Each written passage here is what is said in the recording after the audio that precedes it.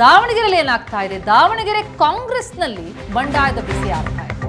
ಕಾಂಗ್ರೆಸ್ ಪಾಲಿಗೆ ಪಕ್ಷೇತರ ಅಭ್ಯರ್ಥಿಯಾಗಿರುವ ವಿನಯ್ ಕುಮಾರ್ ಕಂಟಕ ಆಗಿದ್ದಾರೆ. ಕಾಂಗ್ರೆಸ್ ಅಭ್ಯರ್ಥಿ ಪ್ರಭಾ ಮಲ್ಲಿಕಾರ್ಜುನ್ಗೆ ವಿನಯ್ ಕುಮಾರ್ದೇ ಭಯ. ವಿನಯ್ ಮನವೊಲಿಕೆಗೆ ಹೈಕಮಾಂಡ್ ಮಾಡಿದಂತಹ ತಂತ್ರ ಎಲ್ಲವೂ ಕೂಡ ವಿಫಲ ಆಯಿತು. ಎಚ್.ಎಂ. ರೇವಣ್ಣ ಸೇರಿದಂತೆ ಹಿರಿಯ ಮುಖಂಡರು ವಿನಯ್ ಮನವೊಲಿಕೆ ಮಾಡೋದಕ್ಕೆ ಬಹಳ ಪ್ರಯತ್ನ ಪಟ್ಟರು. ಆದರೆ ಒಪ್ಪಲಿಲ್ಲ ವಿನಯ್. ನಾಮಪತ್ರ ವಾಪಸ್ ಪಡೆಯುವ ಮಾತೇ ಇಲ್ಲ ಅಂದಿದ್ದಾರೆ ವಿನಯ್ ಕುಮಾರ್. ಖುದ್ದು ಸಿದ್ದರಾಮಯ್ಯ ಹೇಳಿದ್ರು ಕೂಡ ಕಣದಿಂದ ಹಿಂದಕ್ಕೆ ಸರಿಲಿಲ್ಲ. ಕಾಗಿನೆಲೆ ಶ್ರೀ ನಿರಂಜನಾನಂದಪುರಿ ಶ್ರೀಗಳ ಮಾತಿಗೂ ಕೂಡ ಕೇರ್ ಮಾಡಲಿಲ್ಲ. ಬಂದ ದಾರಿಗೆ ಸುಂಕ ಇಲ್ಲ ಅಂತ ವಾಪಸ್ ಆಗಿದ್ದಾರೆ ಎಚ್.ಎಂ. ರೇವಣ್ಣ. ಈಗ ಇದೇ ವಿಚಾರ ವಿನಯ್ ಪಕ್ಷೇತರ ಅಭ್ಯರ್ಥಿಯಾಗಿ ಕಣಕ್ಕಿಡ್ತಾ ಇರುವಂಥದ್ದು. ಇದು ಈಗ ಕಾಂಗ್ರೆಸ್ ಪಾಲಿಗೆ ಕಗ್ಗಂಟಾಗಿದೆ. ಟಿಕೆಟ್ ಆಕಾಂಕ್ಷಿಯಾಗಿದ್ರು ಟಿಕೆಟ್ ಸಿಗಲಿಲ್ಲ ಅಂತ ಹೇಳಿ ಬಹಳ ದೊಡ್ಡ ಮಟ್ಟದಲ್ಲಿ ಬಂಡಾಯ ಎತ್ತು ಅವರನ್ನ ಮನವೊಲಿಸುವಂತಹ ಪ್ರಯತ್ನಗಳಾಯಿತು. ಆದರೆ ಅದ್ಯಾವುದೂ ಕೂಡ ಸಫಲ ಆಗಿಲ್ಲ. ಈಗ ಪ್ರಭಾ ಮಲ್ಲಿಕಾರ್ಜುನ್ ಅವರಿಗೆ ಈಗ ಇದೇ ದೊಡ್ಡ ತಲೆನೋವಾಗಿದೆ. ವಿನಯ್ ಕುಮಾರ್ ಮನವೊಲಿಕೆಗೆ ಹೈಕಮಾಂಡ್ ಮಾಡಿದ ಎಲ್ಲ ತಂತ್ರಗಳು ಕೂಡ ವಿಫಲ ಆಗಿದೆ.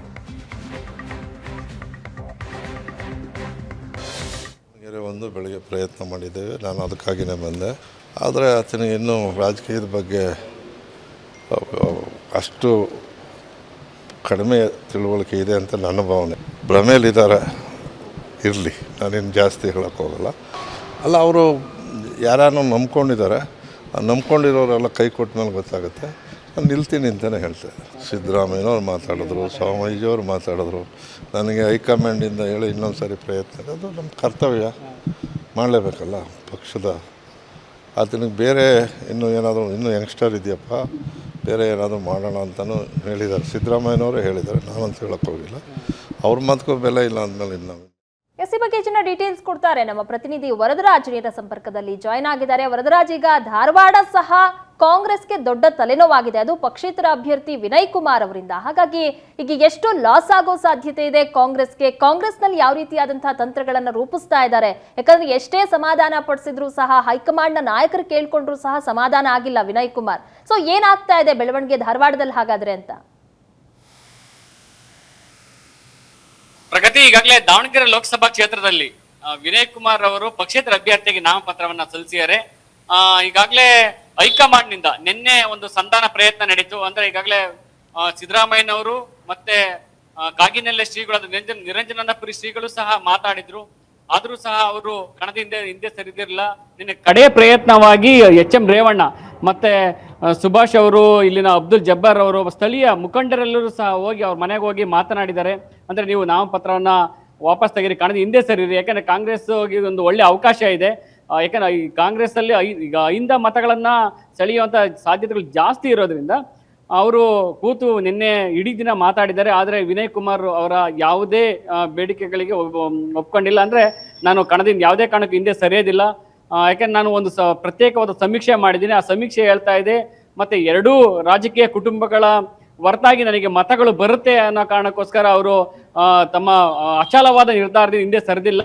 ಎಚ್.ಎಂ. ರೇವಣ್ಣ ಅವರು ಹೇಳ್ತಾ ಇದ್ರು, ಅಂದ್ರೆ ವಿನಯ್ ಕುಮಾರ್ ಅವರು ರಾಜಕೀಯವಾಗಿ ಯಾವುದೋ ಒಂದು ಭ್ರಮೆಯಲ್ಲಿದ್ದಾರೆ. ಯಾಕಂದ್ರೆ ಲೋಕಸಭಾ ಕ್ಷೇತ್ರಗಳಲ್ಲಿ ಪಕ್ಷೇತರ ಅಭ್ಯರ್ಥಿ ಗೆದ್ದಂತ ಉದಾಹರಣೆಗಳು ತುಂಬಾ ಕಡಿಮೆ. ಯಾಕಂದ್ರೆ ಮಂಡ್ಯವನ್ನ ಹೊರತುಪಡಿಸಿದ್ರೆ ಯಾವುದೇ ಕರ್ನಾಟಕದ ಯಾವುದೇ ಕ್ಷೇತ್ರಗಳಲ್ಲಿ ಪಕ್ಷೇತರ ಅಭ್ಯರ್ಥಿ ತುಂಬಾ ಕಡಿಮೆ. ಹಾಗಾಗಿ ಮತ್ತೆ ತಮ್ಮ ಸಿದ್ದರಾಮಯ್ಯನವರ ಮಾತಿಗೆ, ಕಾಗಿನೆಲೆ ಶ್ರೀಗಳ ಮಾತಿಗೆ, ನಮ್ಮ ಮಾತಿಗೂ ಬೆಲೆ ಕೊಡ್ಲಿಲ್ಲ ಅಂದ್ರೆ ನಾವಿನ್ನೇನು ಮಾಡೋಕ್ಕಾಗೋದಿಲ್ಲ ಅನ್ನೋ ಒಂದು ಪ್ರಯತ್ನವನ್ನು ಕೈ ಚೆಲ್ಲಿದ್ದಾರೆ. ಮತ್ತೆ ಈಗಾಗಲೇ ಕುರುಬ ಸಮಾಜದ ನಾಯಕರುಗಳನ್ನ ನಿನ್ನೆ ಒಂದು ಮೀಟಿಂಗ್ ಅನ್ನ ಕರ್ಕೊಂಡು ಅವ್ರಿಗೆ ಅಂದ್ರೆ ಕಾಂಗ್ರೆಸ್ ಎಷ್ಟು ಗೆಲ್ಲೋದಿಕ್ಕೆ ಈ ಸಮುದಾಯ ಇಲ್ಲಿ ಎಷ್ಟು ಪ್ರಾಮುಖ್ಯ, ಮತ್ತೆ 5 ಮತಗಳನ್ನ ಚೆದರದಂತೆ ನೀವು ಯಾವ ರೀತಿ ಕ್ರಮಗಳನ್ನ ಕೈಗೊಳ್ಳಬೇಕು, ಈ ಎಲ್ಲ ಸವಾಲುಗಳ ಬಗ್ಗೆನೂ ಸಹ ಎಚ್.ಎಂ. ರೇವಣ್ಣ ಅವರು ಸೂಕ್ಷ್ಮವಾಗಿ ಮಾಹಿತಿಗಳನ್ನ ಕೊಟ್ಟಿದ್ದಾರೆ.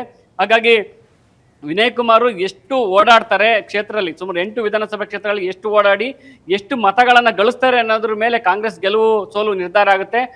ಇದು ಈಗ ಕಾಂಗ್ರೆಸ್ ಒಂದೇ ಅಂತಲ್ಲ, 2 ರಾಷ್ಟ್ರೀಯ ಪಕ್ಷಗಳಿಗೆ ತಲೆನೋವಾಗುವ ಸಾಧ್ಯತೆಗಳಿದೆ. ಯಾಕಂದ್ರೆ ವಿನಯ್ ಕುಮಾರ್ ಅವರು ತೆಗೆದುಕೊಳ್ಳುವ ವೋಟ್ಗಳು ಅದು ಬಿಜೆಪಿ ಆದ್ರೂ ಆಗ್ಬೋದು, ಕಾಂಗ್ರೆಸ್ ಆದ್ರೂ ಆಗ್ಬೋದು.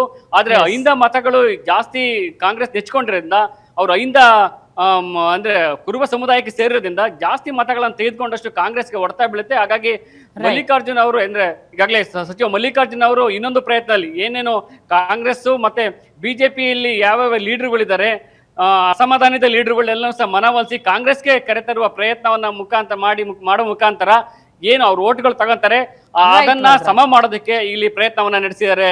ಪ್ರಗತಿ. Yes, thank you so much Varadaraj. ತಮ್ಮೆಲ್ಲ ಮಾಹಿತಿಗೆ ಇದು ದಾವಣಗೆರೆ ಕಥೆಯಾಯಿತು.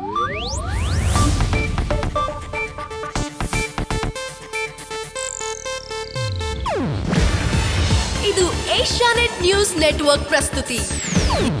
ನೀವು ನೋಡ್ತಿದ್ದೀರಾ ಏಷ್ಯಾನೆಟ್ ಸುವರ್ಣ ನ್ಯೂಸ್.